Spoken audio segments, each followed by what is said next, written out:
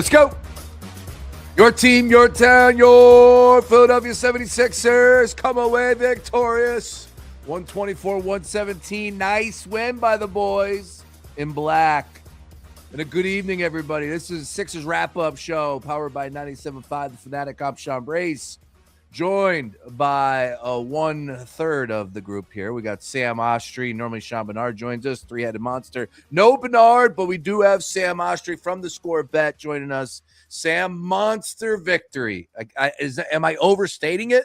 No, huge win. I mean, you're talking about a team that's trailing them in the standings. It's between the Magic, the Sixers, and the Heat right now to avoid the play-in. The Sixers are in a great spot in the 6th seed. They were a game and a half over the Heat coming into this game. So this was a must win. I mean, it's not a must win in February, but in a lot of ways, these games against the Heat, when you're the team that you're trying to beat out to not make the play-in, it was a huge win. Yeah. All right, so here's the deal. Get involved in the conversation. Once again, Sean Brace, Sam Oshtry going live. We're going to be doing this after every single game, normally joined by Sean Bernard as well.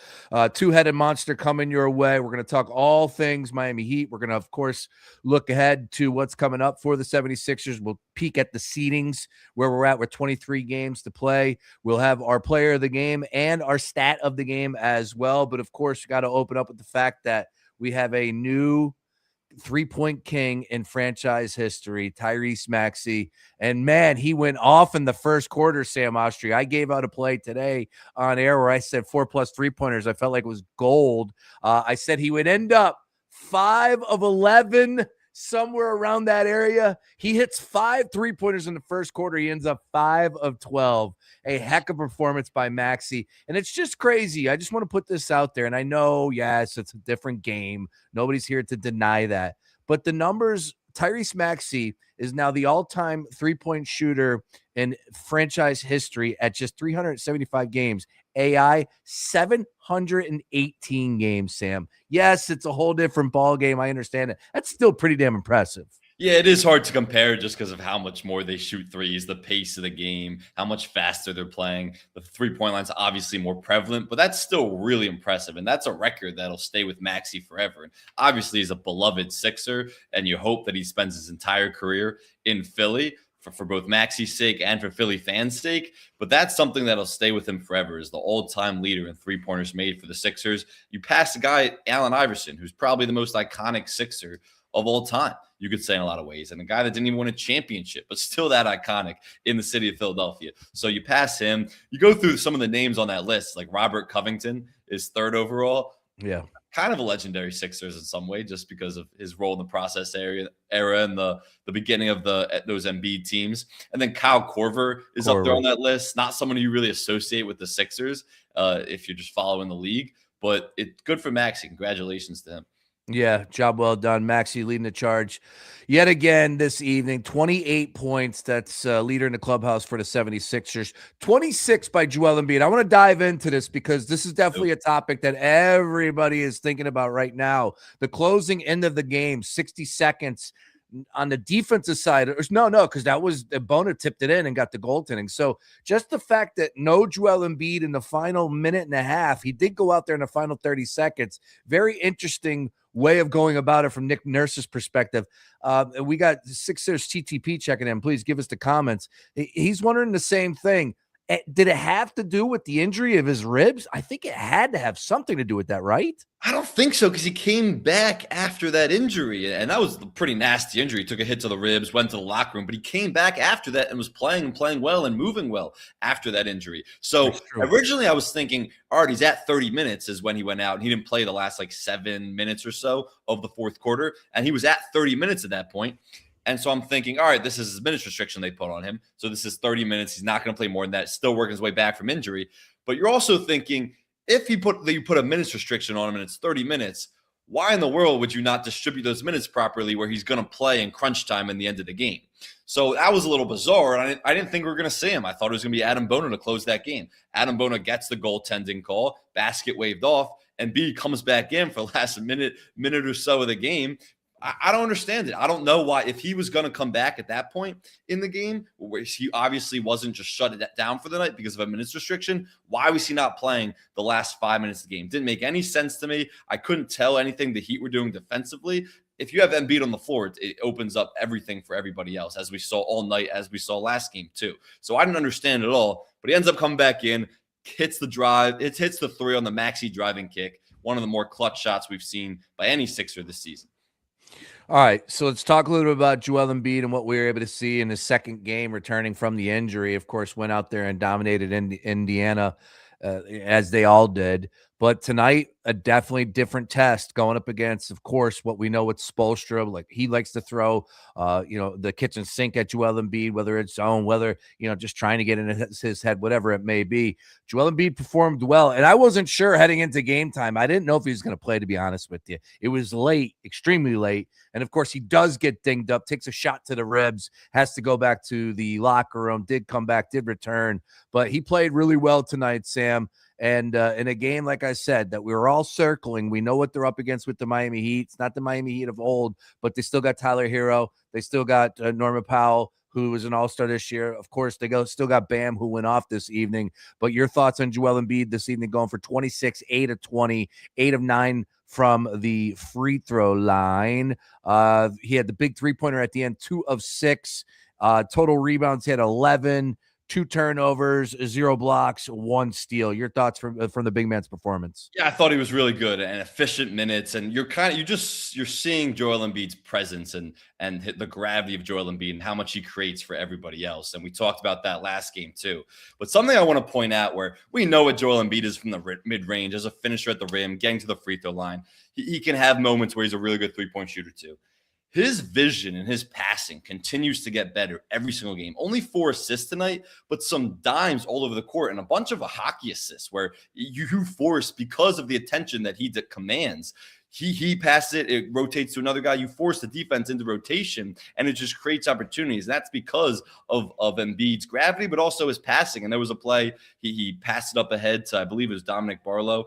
He was behind half court. That was like a Jokic type pass. So his vision has become so much better. But he was moving well, hitting from the mid range, hitting from beyond the arc, finishing at the rim well, drawing fouls like he always does. And that rib injury, we talked about it earlier, but that rib injury looked like it could have been serious. Like it was, I don't know about serious, like a long-term thing, sure, but it was something that he was nagging on for a while, and obviously had to go to the locker room too. I mean, with Embiid, you've seen the face, you've seen the knee, you've seen a shin this season. So it was only a matter of time till something happened to the rib, but he ended up coming back. And again, I don't want to call it a benching in the last like 7 minutes or so, because he ended up coming back. It was weird he didn't play during that stretch, but it was another great Embiid game. You know what the record is? Last 8 games he's played? Tell me. 7-1. Like, Embiid plays, you're a really good basketball team. You're going to win basketball games, especially in that first half. They were phenomenal offensively. So it's that simple. Embiid plays, you're going to win basketball games, and we saw it again tonight. Yeah, I think they're 11-14 without him, I believe, if I'm not mistaken. That's the number. But hey, look, we know he's going to miss some games from here on out with 23 regular season games to go. But ultimately, when you're able to get a performance like he did, whether it's the Pacers the other night, and of course this game against the Miami Heat, we're signing up right there. And we know that there's more left in the tank, right? As long as he's healthy, we know what he's very capable of. And definitely tonight, look, the box score was nice, but ultimately we know that he can give you a little bit more. I want us to talk a little bit about the defense and getting a little luck of the draw at the end of the game too. But bottom line is the 76ers went on an 8-0 run to close out the game. Tyler Hero hits a step back 3-pointer with 2:44 to go. And that was all she wrote from the Miami Heat perspective. They did not score another point after that. And the Sixers went up, had Maxey hit 2 free throws. Kelly Oubre hits the big 3-pointer. Joel Embiid, he hits the big 3-pointer, and that was the end of the game right there to nail the confidence to go up 124 to 117. Solid defense. Hey, say what you want. The bounce went their way, ball bounced their way, no doubt. But ultimately, they held the Miami Heat to 0 points in the final, as I said, 2 minutes and 24 seconds. Pretty good stuff there. There was a stretch in that game where it felt like the Heat weren't missing any threes. I mean, Jaime Jaquez was drilling them. Bam Adebayo is a career 33% three-point shooter, shooting it better this year, but not a three-point threat. He was 50% from 3 tonight. The Heat overall shot 43% from 3. But despite that avalanche, the Sixers were still able to maintain them in the second half, and really because of how great they were in the first half. So I thought it was a solid defensive performance from the Sixers. A lot of those threes the Heat were making, some of them was just unlucky shooting night. from the Sixers perspective, where the Heat was just drilling them and they were pretty good contests. Not like these were wide open threes. And the Heat aren't going to shoot 43% most nights. So I don't think that was because the Sixers were giving up a lot of threes. I just think the Heat had one of those nights. So to win a game where you're struggling offensively in the second half and you give up 43% 3-point shooting, you got to walk away with those pretty happy. All right. TTP is firing, and he says he came back because Bona had an offensive goaltend. Nurse changes his mind depending on the weather.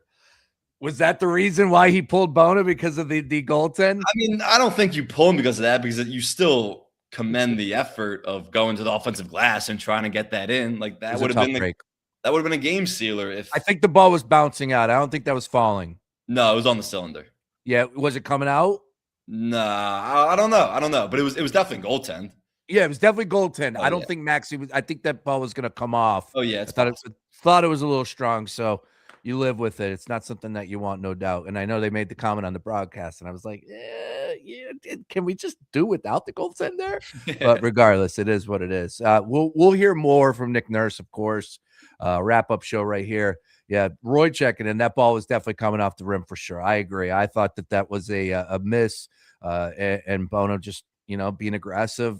Said it, and we kind of give the gesture on the way back. At first, I thought it was a timeout, and they missed it, because that's what it looked like to me on my brand new 85-inch TV, that it was a goaltend. And then all of a sudden, I was like, all right, they're going to commercial. No, we're good. Nope. It was a goaltend. Way to flex the new 85-inch TV. Ooh, I've heard a lot about that in chats today. I got to come over and check it out myself. It is a monster, dude. This TV is huge, but I'm looking forward to playing around a little bit more and getting it going. I literally just got it up at a halftime. For this game? Well, look, bottom line is I got it delivered. It was supposed to be delivered on Monday. It's been pushed back because of the weather. It is what it is. Had to get somebody over here to hang it, right? I don't want that thing falling on anybody. It's 100 pounds. It's a 100-pound TV. Yeah, I believe it's 85 inches. So I had to. All of us have that luxury. Yeah, not that expensive, man. Just saying. President's Day sale and Costco, baby. Let's go. I do want to note something about the Sixers offense in the first half, where I believe it was 73 points they put up, and it felt like 73 to 57 was something like the score. It felt like they were going to run away with that game. Of course, the third quarter wasn't a great quarter again, but the Sixers offense was amazing in the first half, and that's against top 5 defense in the league. They play jumbled defenses all game. They go man, they go matchup zone, they play all different types of zones. Sometimes it's a high 2-3. They went 1-3-1 for stretches in that fourth quarter and in the first half. They play all different types of zone defenses, and sometimes going to man to kind of mess up opposing offenses. It didn't matter for the Sixers. They did a great job in the first half of just moving the ball, not turning it all over, getting downhill. Maxey didn't have a great shooting night from 2, but he did a great job of getting downhill, getting the driving kick going, even against the zone.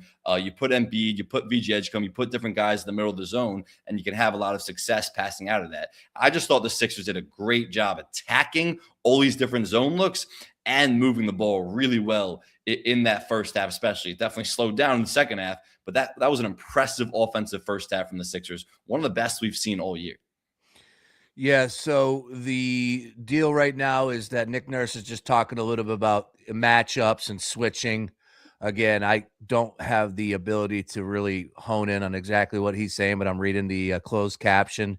And essentially, he's making the case that, they were throwing everything at them. So he kind of just went with the best.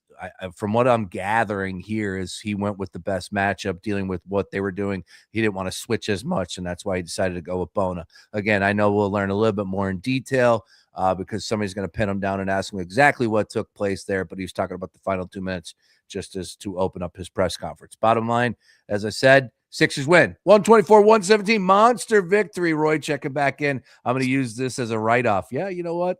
It is tax season. We'll have to do that for the TV. I'll give you an update on Nick Nurse's press conference right now.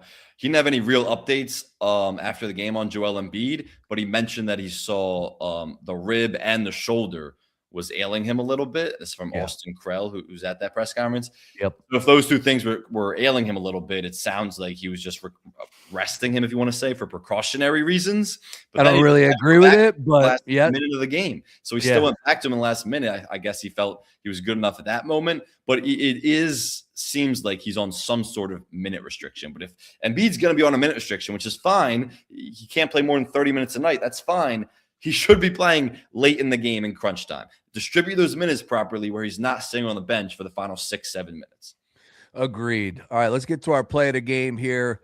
Once again, Sixers come out away with a monster home victory, 124-117. Got Sam Oshtry from the score. I'm Sean Brace. Sixers wrap-up show powered by 97.5. The Fanatic having some fun here on a Thursday. Nick Nurse, of course, addressing the media right now, so we'll keep you up to date with everything that's happened there. Story of the game is Tyrese Maxey. I think that's the easy one, Sam, but I'm not going to go there. Of course, Tyrese Maxey is the player of the game. No ifs, ands, buts about it.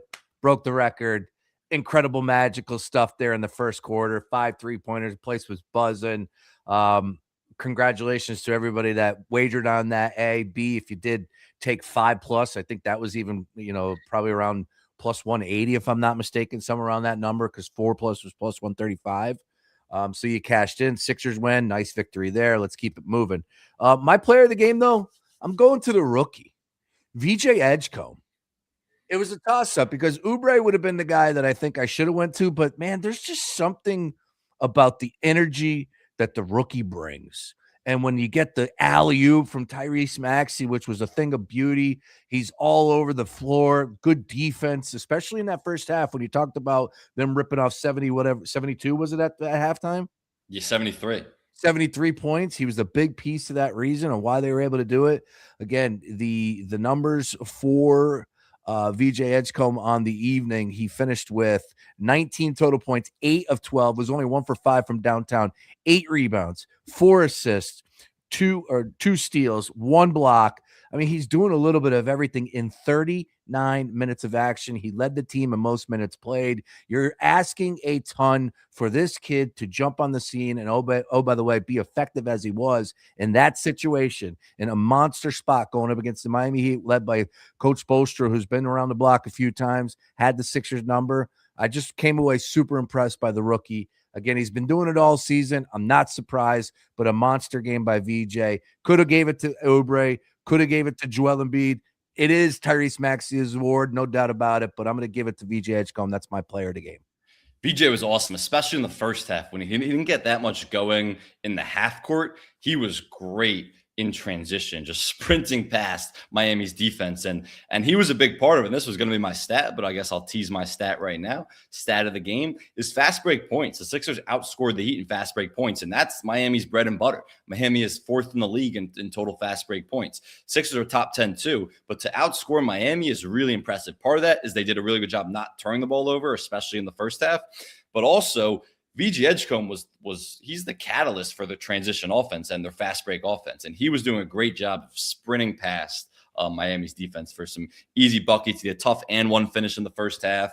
He had that alley-oop from Maxey. That was awesome. Just snuck behind the defense. Maxey placed in the perfect spot. And the hanging and in the right celebration. The timeout. It's the best when you get, not that I have much experience, but it's the best when you dunk and he goes right into the timeout, so you can just hang on the rim, enjoy the moment for a second, and that's what they did. So your player of the game, who you got? I got Kelly Oubre. Okay. He was terrific. 21 points, 8 for 13 overall, really efficient night, 3 from 5 from 3, 8 rebounds, some huge rebounds. And everyone's going to remember that driving kick from Maxey to Embiid to close the game. But just a couple possessions before that, it was Kelly Oubre's 3 on that same left wing on a kick, I believe, from Tyrese Maxey that essentially sealed the game in a lot of ways, or I think extended the lead to 4. So this was awesome Kelly Oubre game. He was super efficient as a scorer inside, and he benefits, I think, more than anybody from Embiid's presence, because it's Maxey and VJ Edgecombe in the backcourt as the primary creators. Obviously, Embiid's going to get his touches, but Kelly Oubre is a lot of times the guy that the defense forgets about, and he's shooting the way he's been shooting all season, and he's cutting the way he has been because he does a really good job of getting behind the defense and cutting. He's a good connective passer. I thought Kelly Oubre was terrific tonight and one of the biggest reasons that they won. All right, that's 3 in a row for your 76ers, man. Let's keep it going. I like talking about wins, especially like talking about when Joel Embiid plays in those wins as well. Next game up for the 76ers will be on Sunday, and I have 8 p.m. right in front of me. I know we got some time. I got the time wrong last time we were It is doing this. this one's 8 p.m. because it's an So this is NBC game. this is the one that got flexed. So this might How'd it be get flexed, Sean Brace? because Jason Tatum might be playing. That's right. You're saying. Oh, That's what you're saying. all right. 8 p.m. going down on Sunday, and this is an away game. So we are on the road at Boston, and potentially it is a Peacock game, correct? Yeah, NBC, Yeah. Peacock, one of those. Yep. It is a Peacock game, and it could be potentially Jason Tatum's return. We'll see what happens there. But he's been practicing, if you're believing what's been being written out there, and ready to go. So won't shock me if that is the case. But again, the story of the game, Tyrese Maxey opens up the game, 5 3-pointers in the first quarter, and it got tight, but the Sixers had a big-time lead at halftime. Of course, third quarter, though, Sam, just when we thought we were out of the shed, out of the the troubles that have been plaguing this team in the third quarter, they go down yet again, 34-26. And I know at that point in time, a lot of the negative Nancy's hit the timeline there. I was the one up here saying last episode that the Sixers had won 3 of the last 4 third quarters, that maybe the third quarter woes were behind them. But that's clearly not the case. It was a brutal. It wasn't a terrible. It's not like they were outscored by like 25 in the third quarter, but they were outscored by 8. And there was some fluky stuff from the Heat in that third quarter. They hit some ridiculous shots. That's when Bam really got going from 3. So it wasn't a terrible third quarter, but it's like you can't lose these third quarters, especially the way you came out in the first half. You have to find a way to come out from the locker room and maintain the momentum that you had in the first half, which is hard to do. And the Sixers haven't been able to do it all season. But you can't just have these games come down to the wire in the fourth quarter all the time. This was another clutch game. The Sixers have played so many clutch, closely contested games. You would just rather it not come down to this way, because the Sixers are the much better team. And if you can take care of business in the third quarter, it usually won't. Yeah. All right. And from where we are at right here, right now, with the Sixers coming away with that victory, again, we went ahead and looked at the Celtics game. We'll talk a little bit more about that. But I do want to bring this up. When you talk about the 3-headed monster, and we saw this in against the Pacers and what they were able to tally up, I think it was like 82 between the three, if I'm not mistaken, against the Pacers. A little bit different opponent here. 26 from Embiid, 28 from Maxey, 19 from VJ. I just want to say, like, okay, if that is your final point total from those 3 guys, and then you mix in Paul George, a healthy Paul George, come playoff time, Sam, like that's a recipe right there, right? Like that's a dangerous recipe. Now, I get what's on the other side defensively, they have to step up, no doubt about it. But if that's the point production that they're getting from those 3 guys, and oh, by the way, we know what Paul George is capable of, whatever he's being asked of for that night. Fast forward to the playoffs, no matter the opponent, that's a winning formula, correct? This is one of the best starting 5s when completely healthy, which is a huge if for this team. But when they're completely healthy, this is one of the best starting 5s in the East. It really is. You go through the Pistons and the Celtics, even if Tatum comes back, the Knicks, Cavs, the talent that this Sixers starting 5 has with VJ Edgecombe, Tyrese Maxey, Kelly Oubre, when Paul George is back, insert him into the lineup, and of course Joel Embiid. There's no team, even the Knicks with Jalen Brunson, Cat, all these guys. I would take the Sixers starting 5 just purely off talent. So that's why there is the hope and optimism in the back of everybody's head. And yeah, we're talking about this after a win over the Heat, but there's still reason for it just because of the talent. We've all been through enough playoff series, and just anybody who's watched enough playoff basketball in the NBA to know that coaching, chemistry, reps together, toughness, all that stuff matters just as much as talent in a 7-game series, which is why there's reason not to be optimistic and pessimistic about the Sixers team's chances, but just the talent. And you see it with that 3-headed monster you're talking about with VJ, Tyrese Maxey, and Embiid, how great they are as a trio. They're 7-1 in their last 8 games. In the last 8 games, Embiid has played, and that's because of Embiid's presence. And a lot of those games, he's playing 30 minutes, that's not that many minutes from him. That's still technically a minutes restriction, at least for the last 2 games. So the talent is there, and that's the reason to be optimistic. And the three-headed monster, like you're talking about, is awesome. It's incredible. It really is. And like I said, when you tally up those totals as they did against the Pacers and you reach that 80-point mark, you're like, wait a minute, man. If you're getting that type of production from those three, look out. Like, this is going to be a tough team to beat no matter who the opponent is. We know who the next opponent will be. It will be the Boston Celtics on Sunday. All eyes on the Celtics. We'll talk a little bit more about that matchup, get a little bit more in depth of what is to expect, whether Tatum does play or not. If we just want to give an Embiid update, What do you got? it looks like Nick Nurse said that he was hoping to get Joel Embiid in the range of 30 minutes tonight, which is why he didn't play the last 7 or minutes or so, but he felt comfortable putting him in for the last 67 seconds, which is when he was inserted back into the game, I guess, because that still technically would have been in that 30-minute range. Okay, that makes sense. Now, it won't shock me if Joel Embiid misses on Sunday. Not at all. Nope. Rib, shin, eye, ear, nose, something. My back, my neck. Yeah, whatever. All But I don't think Tatum's playing, and we'll talk about that in a little bit. He does love playing against Tatum. Those guys battle all the time in the summer, training with the same guy, Drew Hanlon. So I do think he likes playing Tatum a lot. So if somehow it is Tatum's return, I think Embiid would try to be out there. All right, let's talk about our stat of the day, stat of the game, stat of the day. And Sam already gave his. I'm going to give you mine. And this is back-to-back performances. I love when the Sixers win at the points in the paint, 50-36 against the Miami Heat. And you know what you get with Bam. Bam's a tough matchup, and Bam went off, finished with 29. What are your thoughts on that one, Bam's night? I mean, he was 4 for 8 from 3. He usually doesn't shoot that well from 3, but I thought he played really well. Yeah, he did play well. He was definitely keeping him in the game at times. But Norman Powell only played 10 minutes in the game, finished with 3 points, so that was kind of a big difference. Welcome back to the party with Tyler Hero. He finished with 25. He kind of got it going in that fourth quarter, if I'm not mistaken. 9 of 18 total, 4 of 10 from downtown. But Tyler Hero has been a big part of their success since he's returned from injury. Jaime Jaquez finished with 19, 30 off the bench there. It's a good Miami Heat team, man. 31-29 now on the season, 14-18 away record. Sixers improved to 33-26.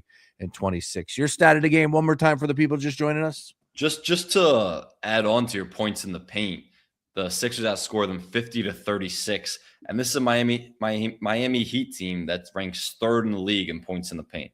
So Miami loves to, they're not usually a 3-point shooting team like we saw tonight. They're usually a team that gets in the lane and likes to score in the paint. So for Sixers to have that type of edge in the paint against a team that good in that restricted area, that was really impressive. My stat of the game was fast break points. Sixers outscored the Heat 27-22. Also, one of the Heat's specialties is getting out in transition, fast break points. And the Sixers made that their advantage and taking it away from the Heat. Tyrese Maxey having some fun with Arthur out there. Pretty cool stuff. Arthur looks like a little sweet kid. Yeah, he's waving at Maxey. That's pretty funny. Hey, man, vibes are high. Sixers continue to find ways to win games. It's a lot of fun when they do. Maxey was awesome. I know we said he was our player of the game, but he was such a great distributor tonight. The driving kicks that you saw, getting into the lane, finding open shooters, finding Embiid when they were playing together off their 2-man game against the zone, did a really good job attacking the zone. I thought the distribution game from Maxey was even better than the scoring. You know, and it's easy when he's got, teammates that are knocking the shots down. You know, Yeah. like I don't want to make that out to be too easy. Sam, it's crazy. The kid is incredible. He's 25 years old. Like, he's 25 years old. He's got so much in front of him. And every single year he has got drastically better. And he's a starter in the All-Star game. Like, remember some of the people that were saying some of the, like the constructive criticism, some of the constructive feedback heading into last year. We're like, I don't know if Maxey could be that guy. Oh, he can be, and more. We talked about this last game after the Pacers. We're like, I'm done putting a ceiling on him. I'm done. Like, I'm not going to tell you what Maxey can and can't be. I'm just enjoying the ride, and I am super impressed. And look, we know how these things happen, right? Like, when you are faced with, all you need is this many points to pass this person or this to do that. Like, it's guns blazing. You know you're going out and getting it, and he did that. He knocked it out in the first quarter, hitting 5 3-pointers and put that to bed, which is probably a big thing as the game proceeds, just to get it out of your mind. You can relax a little bit more. I was just looking up because obviously he became the leader in all-time threes made for the Sixers. I was looking up points, all-time points leaders. He's got a ways to go. He's not even in the top 10 right now. Embiid's 7th, but he's got a ways to go too. Do you know who the all-time Sixers scoring leader is? I should know this. Tell me. Hal Greer. Oh, okay. Hal Greer. Yeah, I should have known that. Hal Greer's with 21,500, and then Allen Iverson's second with 19,900. Who's 3, 4, 5? It's like Dolph Skays, Julius Erving, Barkley, Billy Cunningham, and then Joel Embiid 7th at 13,300. So he'll get top 5 probably, but nothing more than that. Look, Maxey this season is first in points, first in clutch points, first in transition points, second in steals, third in threes, 7th in assists. He's leading the Sixers in points, assists, steals, and 3 points made. Like, this dude, he could potentially be first team All-NBA. Yeah, he's been that good where the season he's having would typically be guarantee first team All-NBA, excuse me. There's just so much competition, especially at the guard position with Cade and Brunson and a lot of these guys where he might get left off or be relegated to second or third team. But the season he's having would typically, in most years, be guaranteed first team All-NBA. Yeah, TTP checking it. Yeah, Powell did get hurt. I know. That's why he only played 10 minutes. I didn't think that was a coach's decision. And for his first All-Star appearance. Anyways, let's talk about the Celtics. Let's fast forward to Sunday and let's say Joel Embiid gets the night off. What are we saying? What are our vibes as they head into that game on Sunday night?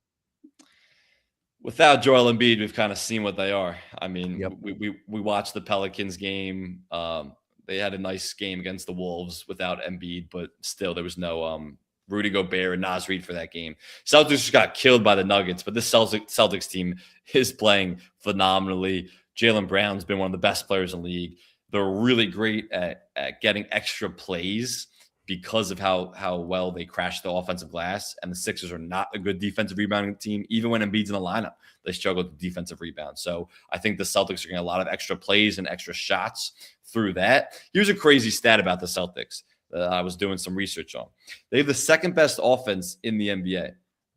But they're 18th, or it was 18th when I looked, in points per game in the NBA.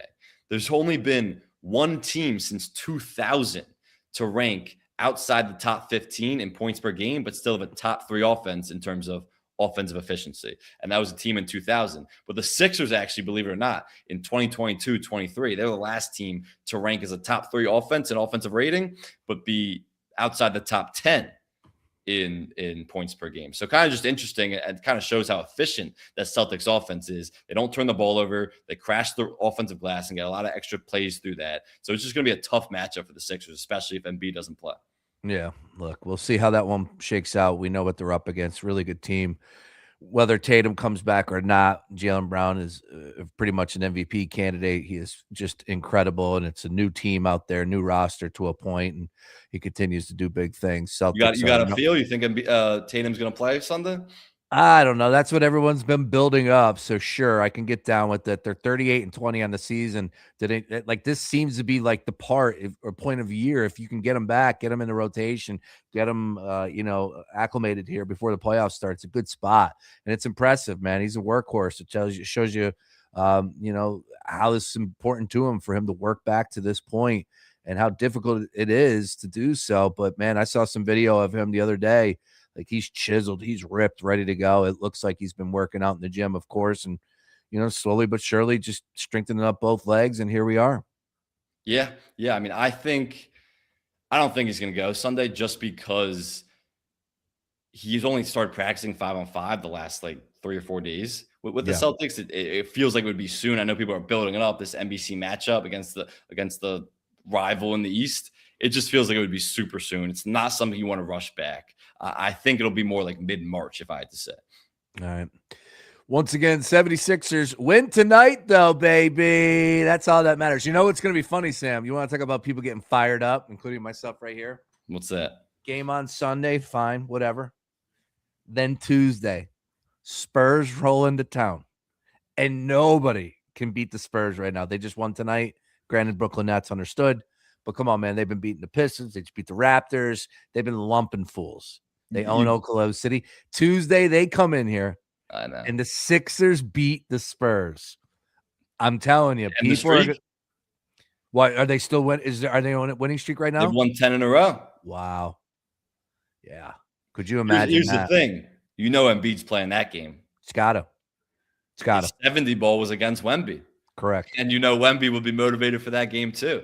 That a little bit awesome. Different story now, yeah, with Wemby. Just a little. I may have to tune in to the post-game show from the car because I've never seen Wemby play live. And I know. I'm like, damn, I got to get down there for this one. I think I have to see Wemby play live at some point. Did I not go? Wasn't Sean? I think Sean Bernard was in the building. He was at the 70-point game. Yeah. Damn. All right. Well, we'll see what happens there. This was fun. Final thoughts before we get out of here. Sixers wrap up once again.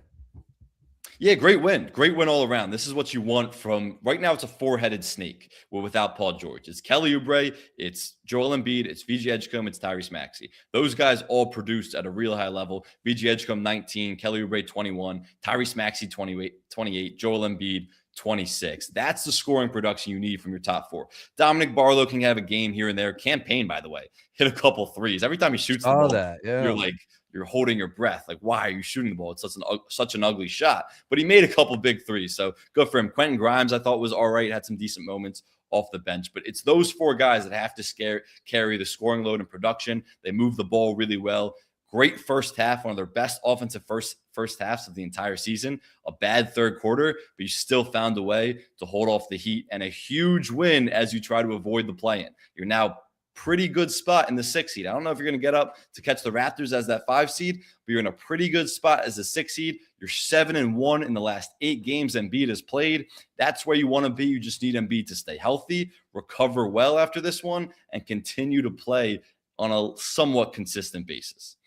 All right. Excellent stuff, Sam, as always. 33-26. Sixers improved too once again after tonight's victory, where they take down the Miami Heat 124-117. Congratulations, Tyrese Maxey, all-time three-point shooter in franchise history. Incredible stuff there. All right, Sam Oshtry, you can find him at the Score Bet, obviously on the screen right there. Oshtry. He does not believe in the San Antonio Spurs because he thinks you need to have some playoff experience. I say, put that to the side.